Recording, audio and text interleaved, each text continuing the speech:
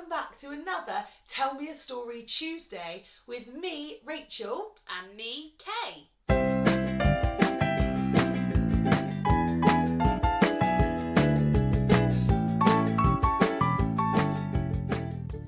Today's story is The Dinosaur That Pooped a Planet by Tom Fletcher and Dougie Poynter, illustrated by Garry Parsons.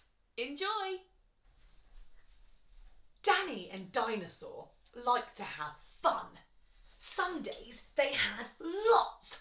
Some days they had none. One day they were bored. They had no games to play. Danny said, Dinosaur, what shall we do today? We could mow the lawn. We could tidy the place. We could do our chores.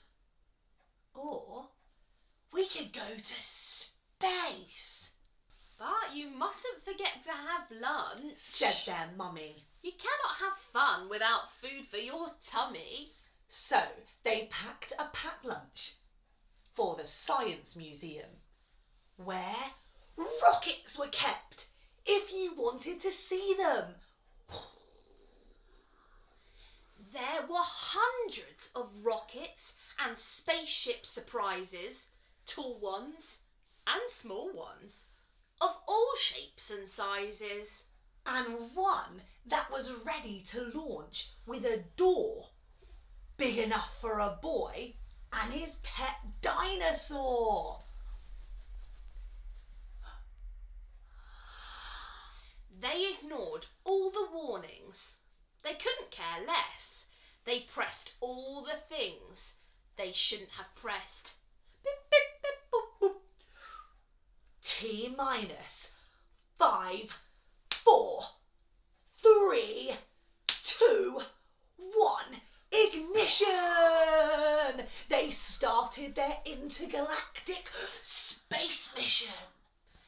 They flew higher than houses and buildings and cranes. Much higher than birds, even higher than planes. We're in space, Danny yelled as they floated around. But the dinosaur's tongue made a rumbling sound. Is it time to have lunch? Danny looked at his watch. Then he looked all around for the dino's lunchbox. Danny started to worry, then started to panic. They'd left their packed lunches back home on their planet. So, with no food on board, not the smallest of crumbs, a disastrous dinosaur feast had begun. It gobbled up gadgets and gizmos galore. Nothing was safe from the space dinosaur. Robots and ray guns and blinking red blinkers. Eating things thought up by NASA's great thinkers. The hyperdrive gamma reactor machine was swallowed along with the space tractor beam. It chewed and it chomped on the spaceship controls. The rocket was dotted with dino tooth holes.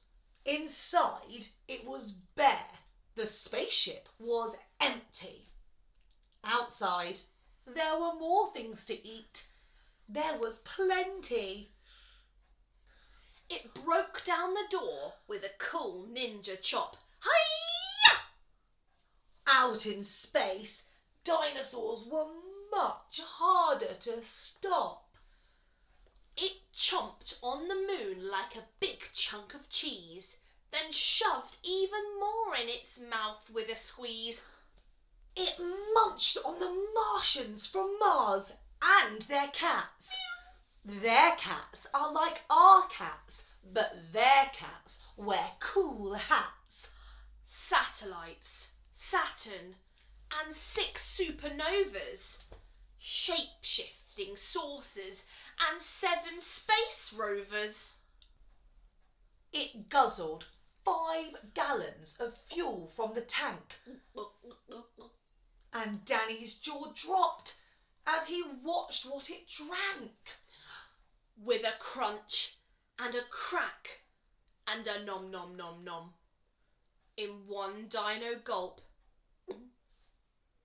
their rocket was gone. Now nothing was left. All Danny could see was a fat dinosaur where the rocket should be.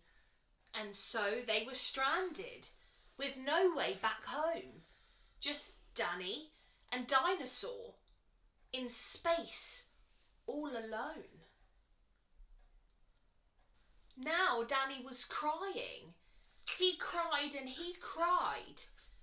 He cried and tears filled his spacesuit inside. Unless they were going to stay there forever, the dinosaur needed to do something clever. With the feeling of guilt deep down in its gut, its brain brewed a plan involving its butt. It knew there was only one thing it could do. To get them back home, it needed to poo! Like a poop-powered rocket, the dinosaur flew. Dan hopped on its back and watched as it pooed. It pooped out the robots and ray guns and blinkers. The things NASA's thinkers thought up were now stinkers. It pooped out the moon. It pooped out the stars. It pooped the space rovers and Martians from Mars. When Danny looked back, he could see a poop trail from far out in space to the dinosaur's tail. They headed for Earth and they started to orbit. It pooped on the clouds, but the clouds just absorbed it. They flew past the buildings and streets from their town, leaving their houses all smelly and brown. And finally landed back down on the ground. Hooray! Danny cried. We are home, safe and sound. They looked to the sky, and the things that were pooed had formed a poop planet right next to the moon. And so Danny promised to listen to Mummy, because fun is not fun without food for your tummy. Just when you thought all the pooping was done, a Mars cat plopped out of the dinosaur's bum. Thank you so much for watching. We really hope you enjoyed this silly story. If you did enjoy our stories and would like to hear more, then please do subscribe to our YouTube channel. We hope to see you next time. Bye!